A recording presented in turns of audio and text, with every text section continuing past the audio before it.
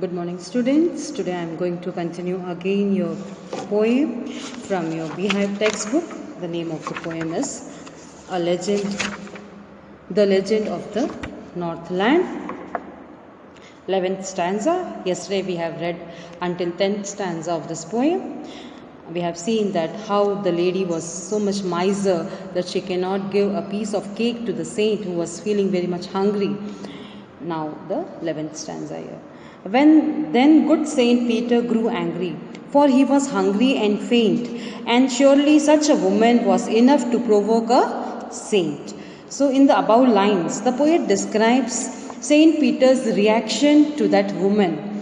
He gets angry as he was hungry and weak. It is difficult to anger a saint, but she succeeded in doing so by her inhuman behavior. तो यहाँ पर इन lines में जो poet हैं वो क्या बताना चाहते हैं, यहाँ पर वो डिस्क्राइब कर रही हैं कि सेंट पीटर के जो भाव थे उस वुमेन के प्रति बहुत गुस्से में आ गए थे वो, क्योंकि वो बहुत ज़्यादा भूखे और कमज़ोर हो चुके थे। वो बिल्कुल ऐसे इतने कमज़ोर हो चुके थे कि वो थोड़ी देर में उन्हें चक्कर आकर वो गिर जाते शायद। तो मुश्किल से कोई भी संत को गुस्सा दिलाना बहुत मुश्किल होता है, मगर ये जो लेडी थी इन्होंने बहुत ईजिली उन्हें इतनी जल्दी एंगर में ला दिया। It was difficult but the women succeeded in doing so because of the inhuman behaviour. अमानविक व्यवहार उसका जो बिल्कुल ही मानवता के परे था, बिल्कुल भी उसमें दया भावना नहीं थी। इस कारण से सेंट को बहुत ज़्यादा गुस्सा यहाँ पर उस लेडी पर आ गया था। 12th stanza. And he said, you are far too selfish to dwell in human form, to have both food and shelter and fire to keep you warm. अब यहाँ पर जो सेंट गुस्से में आ गए थे, जो संत महात्मा यहाँ पर जो गुस्से में आ गए थे उस लेडी के बिहेवियर से, वो कहते हैं अब कि तुम बहुत ज़्यादा सेल्फिश और स्वार्थी लेडी हो, तुम्हें कोई हक नहीं है कि तुम इस मानव जीवन को निर्वाह करो, तुम्हें कोई हक नहीं है। तुम्हारे पास तो दोनों चीज़ें हैं, तुम्हारे पास खाना है, तुम्हारे पास घर है, रहने के लिए छत है, मगर और तुम्हारे पास अपने आप को सुरक्षित रखने के लिए ठंड से अग्नि है, सब कुछ है तुम्हारे पास भगवान का दिया हुआ, मगर फिर भी तुम इतनी स्वार्थी और सेल्फिश हो। Explanation again in English. Saint Peter calls her a selfish woman and was not therefore deserving the comfortable lifestyle such as a house for a shelter, want to keep clean, food to eat and fire to keep them warm, and that had been granted to human beings. यहाँ पर संत describe करें कि ये जो lady थी उसे कोई अधिकार नहीं था इन सब चीज़ों का। भगवान एज ह्यूमन बीइंग जो चीज़ें उनके पास है, रहने के लिए छत है, अपने आप को स्वच्छ रखने के लिए पानी है, गर्म रखने के लिए अग्नि है और खाने के लिए भोजन है, मगर ये जो लेडी है इन सब चीज़ों को डिज़र्व बिल्कुल भी नहीं करती एक मानव के रूप में। 13th stanza. Now you shall build as the birds do and shall get your scanty food by boring and boring and boring all day in the hard dry wood. Explanation. The Saint Peter cursed the little woman and deprived her for all that comfort. He said that she would have to build her own nest like birds do and dig holes into the hard woods to get worms, insects to feed herself. अब यहाँ पर संत जो बहुत ज़्यादा गुस्से में आ गए थे उसके स्वार्थ से, उसके इतने बुरे व्यवहार से कि एक संत को जिसके उनके पास उस लेडी के पास बहुत कुछ था देने के लिए, मगर वो बिल्कुल भी उसे दे नहीं पाई, इतनी वो स्वार्थी बन गई थी। तो उन्हें गुस्सा आकर उन्होंने जब वो श्राप दिया, क्या कहा कि तुम्हें कोई अधिकार नहीं है इन सब चीज़ों का, इन सब चीज़ों के साथ रहने का इस धरती पर, जाओ तुम अब इन सब कंफर्ट से, इन सब सुविधाओं से तुम वंचित हो जाओगी, तुम्हें अपना खुद का घर बनाना पड़ेगा, तुम्हें खुद अपने रहने के लिए घर बनाना पड़ेगा, तुम्हें अपने खुद के लिए भोजन तलाशना पड़ेगा और तुम अब खुद अपना सारा काम यहाँ करोगी।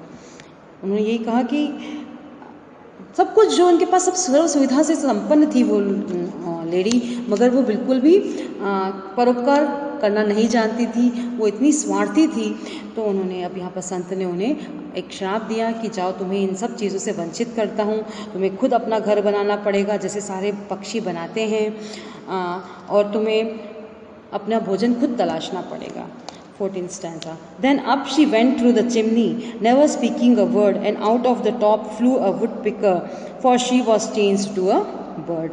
Explanation. Soon after the woman was seen going up the chimney of her house, speechless, and a woodpecker would be seen flying out of the chimney.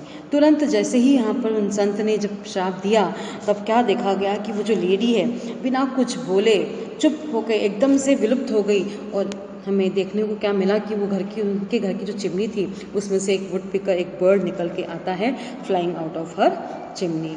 मतलब तुरंत वो एक पक्षी बन गई. 15th stanza. She had a scarlet cap on her head, and that was left that same, but all the rest of her clothes are burned black as a coal in the flame.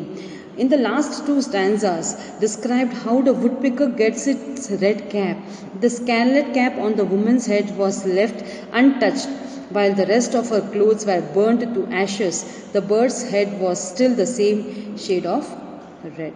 अब इस stanza में यहाँ पे ये describe किया गया है कि जो वुडपिकर है उसके सिर पे जो रेड कैप हम देखते हैं वो कैसे आई. ये जो लेडी थी जिसके सिर पे ये रेड कैप था उसके हेड पर, वो अनटच्ड था. मतलब ये चीज़ उसकी उस अग्नि में नहीं जली, उस चिमनी में नहीं जली, बाकी सब चीज़ उसकी जल चुकी थी, सिर्फ वो जो कैप है उसके हेड में ऐसे ही रही. The bird's head was still the same shade of red. ऐसे ही उसमें वो रेड शेड उस कैप का दिखाई देता है हमें वुडपेकर का. हम कह सकते हैं कि एक तरह से वुडपेकर के सिर पे कैसे रेड कैप दिखती है, ये इस लेडी का ही अभिश्राप था. उसी के रूप में उसके सिर पे जब वो रेड कैप था, जब वो चिमनी से बाहर निकली सब चीज़ उसकी जल चुकी थी सिवाय उस कैप के. And last stanza of this poem. And every country school boy has seen her in the wood where she lives in the trees with this every day till this very day, boring and boring for food. In the above lines, the poet says that every countryside boys who has seen the woodpecker in the woods peeking into the bark of the trees searching for foods to eat. अब ये जो last के 4 lines हैं इसमें poet क्या कह रहे हैं कि सारे जो बच्चे हैं स्कूल जाते हुए जो जंगल की तरफ से जाते हैं अपने स्कूल में, वो देखते हैं कि वो वुडपिकर जो है पेड़ की शाखाओं में रहती है, वुड्स में रहती हैं, वो इन बार्स में वो पीक करती रहती हैं, सर्च करती रहती हैं, टोचती रहती हैं उसमें से कुछ भोजन की तलाश के लिए. दिन भर वो निरंतर उसी कार्य में लगी हुई यहाँ पर वो बर्ड रहती हैं. तो हमने अब इस पोएम में यही देखा कि कैसे कंटिन्यूस हम कह रहे हैं कि ये जो टेल है ये स्टोरी क्या रिवील करती है कि ये क्या थीम है इसका, मेन इस पोएम का लिखने का क्या सेंस है. यहाँ पोएट खुद कहती है कि वो इन चीज़ों में बिलीव नहीं करती. ये जो ट्रेडिशनल जो लेजेंड्स होते हैं वो ट्रू नहीं होते हैं, मगर फिर भी इसमें एक मॉरल है. वो मॉरल यहाँ पर इस पोएम के माध्यम से पोएट हमें क्या बताना चाहती है, बच्चों को क्या संदेश देना चाहती है. ये कि in the minds of the children the value of kindness, generosity and charity irrespective of who the person is, otherwise one will have to face the consequences. यानी बच्चों को यहाँ पे पोएट हमें क्या सीख देना चाहते थे इस पोएम के माध्यम से कि हमें दया भावना रखनी चाहिए, विनम्र होना चाहिए. हमारे पास अगर है, हम संपन्न हैं तो हमें परोपकार करना चाहिए, चैरिटी करना चाहिए. जो दीन दुखी हैं उन्हें मदद करनी चाहिए, हमसे जितना हो सके उन्हें हेल्प करनी चाहिए. और चाहे वो कैसा भी व्यक्ति हो, किसी भी कास्ट का हो, किसी भी रेस का हो, विदाउट एनी डिस्क्रिमिनेशन हमें सबको एक ही परोपकार की भावनाओं से देखकर उनको उन पर दया दिखानी चाहिए. अगर हम मानव जीवन में हमारा जन्म हुआ है तो हमें परोपकार ज़रूर करना चाहिए, क्योंकि हमें प्रभु ने सब कुछ दिया है. हमें रहने को घर दिया है, खाने को भोजन दिया है, पीने को पानी दिया है, और सब चीज़ हमें बिना किसी मुश्किल से अगर हमें मिल रहा है तो हमें इसमें से कुछ अंश परोपकार के रूप में, चैरिटी के रूप में दान ज़रूर करना चाहिए. हमें एज दिस लेडी हमें ऐसा माइजर और सेल्फिश नहीं बनना है, इतना कंजूस और स्वार्थी बिल्कुल ही नहीं बनना चाहिए. नहीं तो जो कॉन्सिक्वेंसेस उस लेडी ने फेस किए, तकलीफ़ें फेस की, वैसा जीवन में कहीं ना कहीं हमें भी फेस करनी पड़ सकती है. ऐसा पोएट यहाँ पे इस पोएम के माध्यम से डिलीवर करना चाहते हैं. वंस अगेन मैं आपको बता दूं इसमें इस पोएम में क्या क्या पोएटिक डिवाइसेस यूज हुए हैं. The most striking element in the poem is the first 2 4-line stanzas called quatrains have no end punctuations. The poet has used enjambment, the continuation of the sentence without a pause beyond the end of a line, couplet or a stanza. Assonance use हुए, repetitions of vowel sound, away away.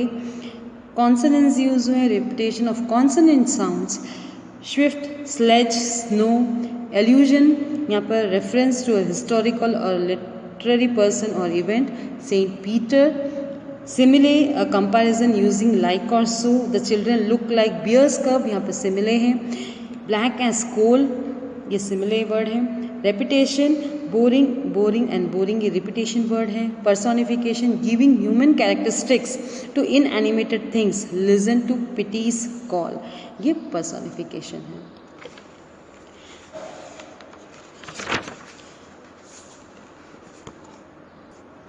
And once again, I would like to note you that what the message the poem wants to deliver again through this poem, through the legend here. The message the legend imparts is that we should not be selfish or greedy, but be helpful and empathetically with a person who comes to your doorsteps requesting for food or aid.